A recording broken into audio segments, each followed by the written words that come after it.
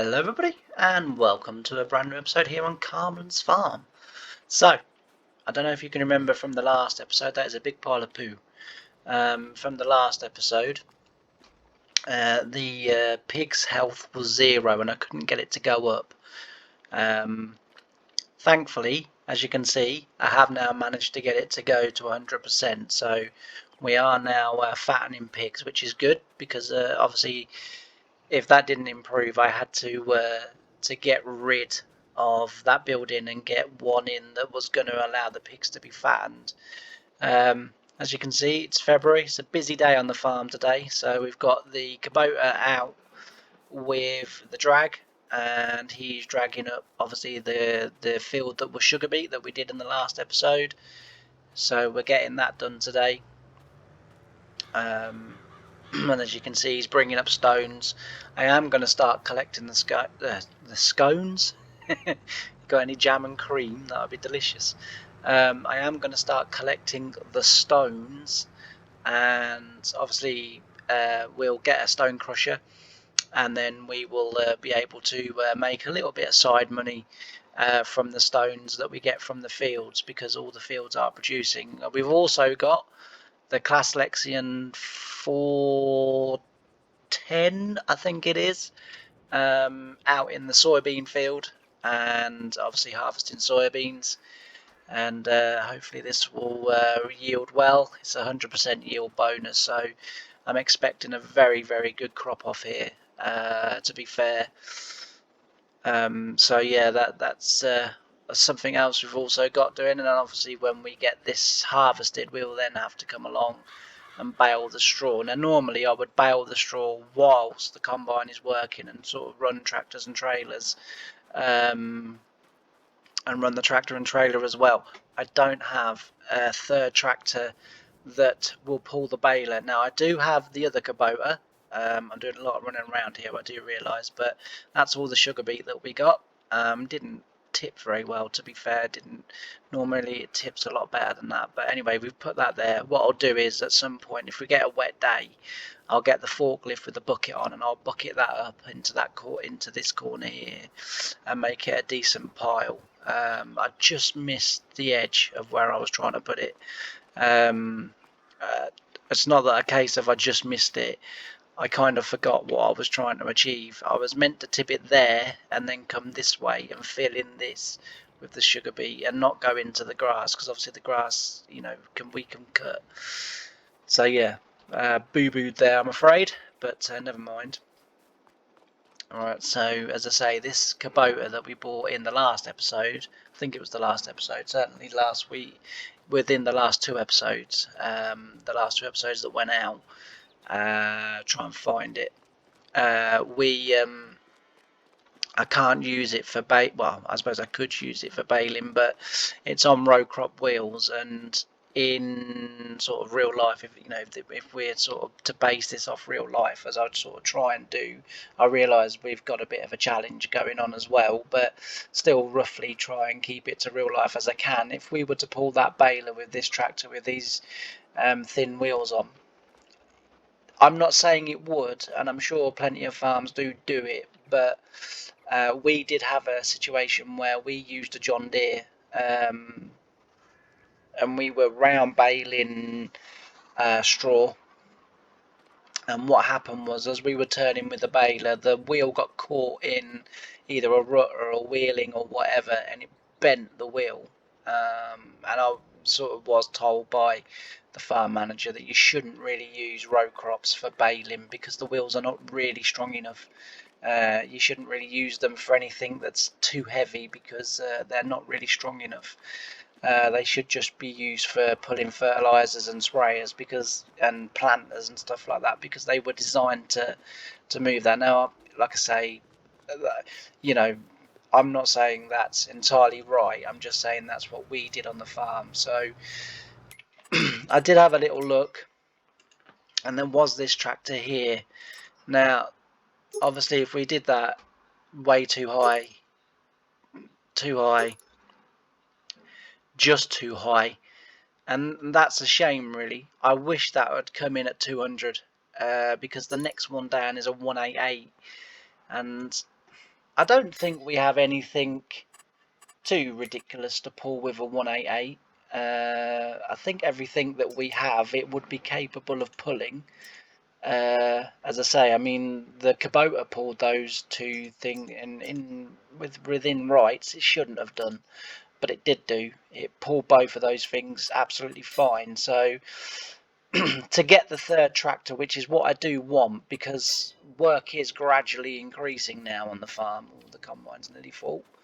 Yeah, the work is now gradually increasing on the farm, and we are getting to the point now where a third sort of up to 200 horsepower tractor is going to be required. Now the thing is, it's very tempting to just keep buying Kubotas because they're exactly 200 horsepower and they are awesome blooming tractors on this game. They will pull pretty much anything and a little bit of sort of beyond as well. So it is kind of tempting to do that, but I don't really want to. I want to sort of have that. I just lost it. Don't go into the crop, please. Just recognise there's a trailer there, please. He's gonna go into the crop. He doesn't need to. We're on the outside of the field. That's why I set you off on the bloody outside like this, so that we didn't need to go in. I mean, it's realistic, but only if you go in the other way round. That is when combines or the combine drivers would see. Now that he's realised. Honestly, this game does frustrate the hell out of me sometimes. Right, let's. Hang on, we need to go a bit further forward. Right, let's try and see if we can run and empty it now. But yeah, so excuse me. As I say, you know, it's a bit frustrating that, but the oh yeah, that's what we were talking about. The as I say, the third tractor with the farm getting busier would be very much handy, and as I say, it really is tempting to buy Kubotas because they just pull beyond what they should, and they do a you know they really are a good tractor in this game. And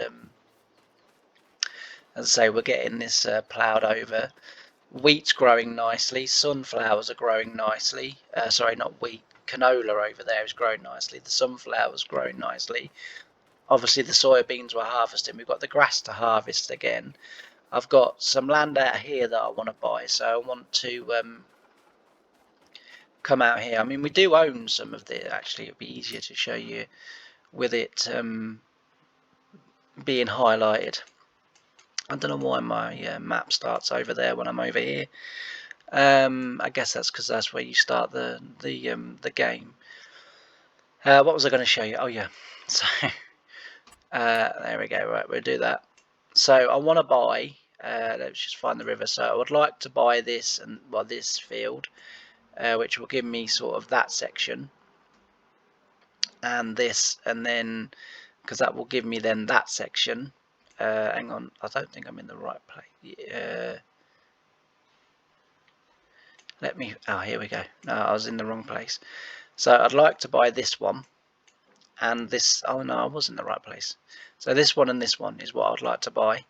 And as I say, that then opens up those fields. We'll obviously bale them. I might even do one for hay actually.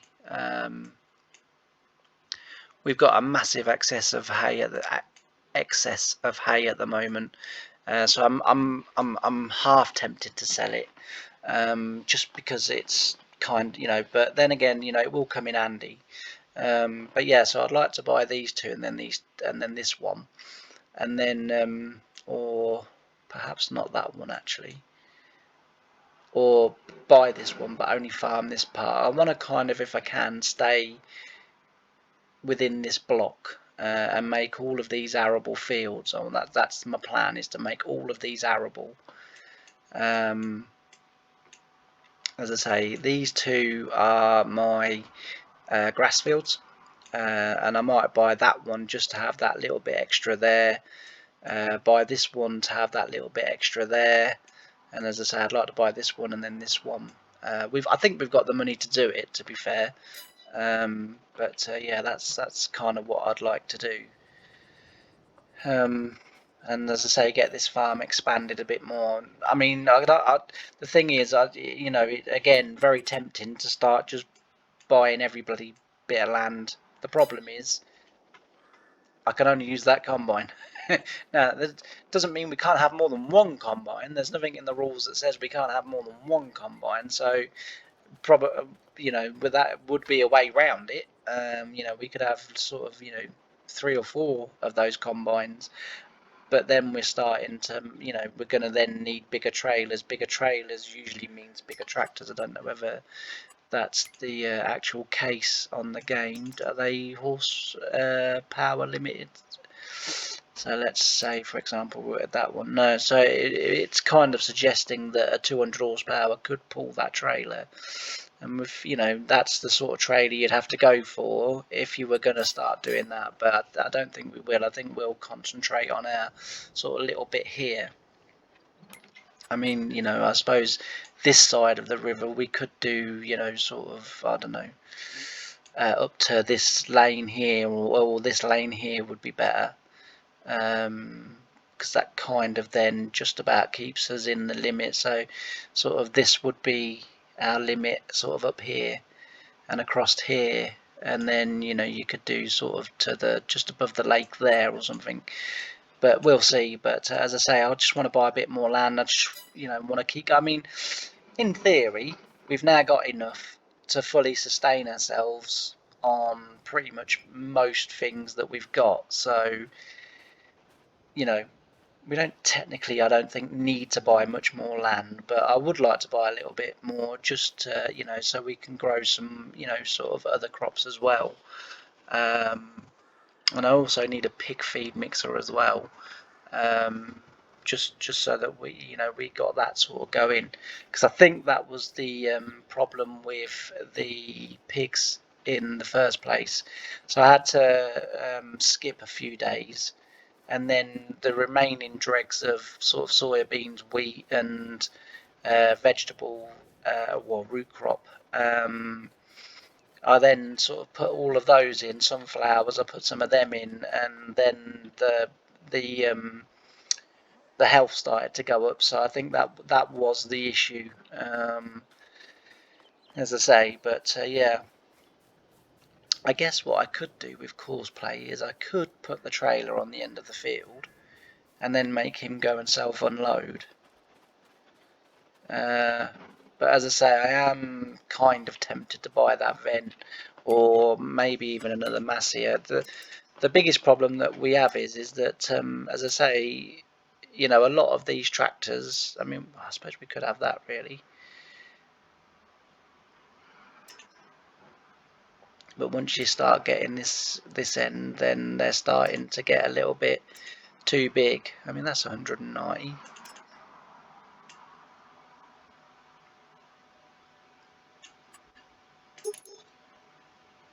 Then it goes to 210. Let's put some wides on it, GPS on it. Oh, we could have it a different colour. I know not of that. Alright. I mean, that's not too bad. That would be a decent tractor to have. I'm just trying to sort of go with different things, really, on the game, like on this particular save. Just sort of, we can have lots of colours here. Could make it a Massey Ferguson. Look. That almost looks like one of the old type Massey Fergusons, doesn't it? Oh, it's 264, so we can't have that.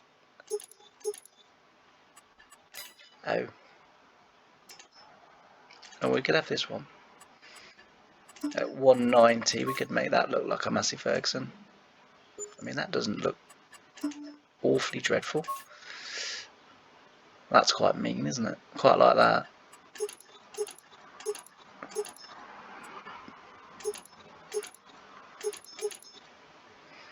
And we don't really get wide tyres, but that's quite a mean tractor, that.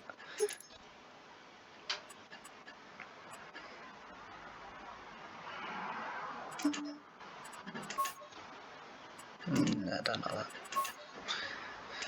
So yeah, as I say, options available. I would say that combine's now getting full again. Where is he? Crikey, he's all the way up there.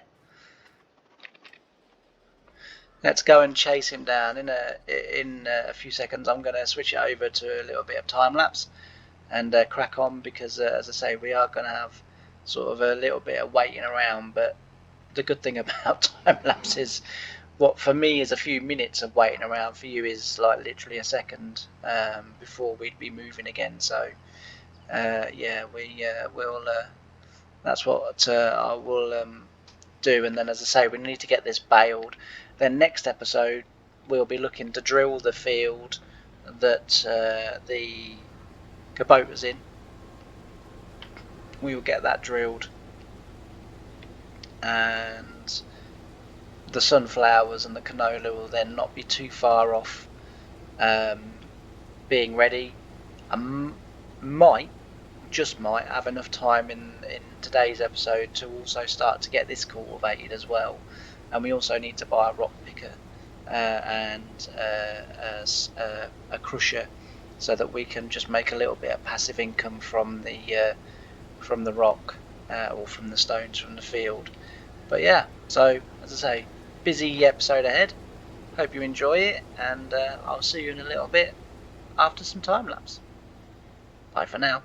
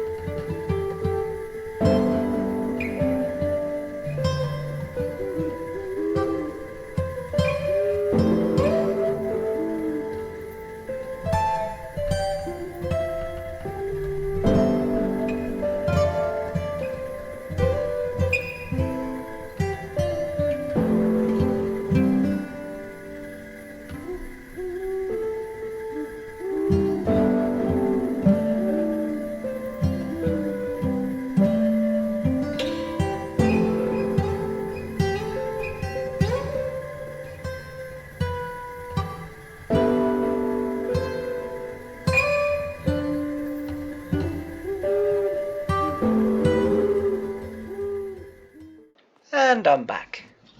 So that's the field harvested and that field ploughed. So all good really. Next episode what we'll do is this field will need to be rock picked and then drilled. This field needs to be, I realised after I ploughed it that I didn't mulch that, so we're not going to get 100% in there, but this one needs mulching and then ploughing and then rock picking in here as well, and then drilling. So again, as I say, next episode we're going to be busy again.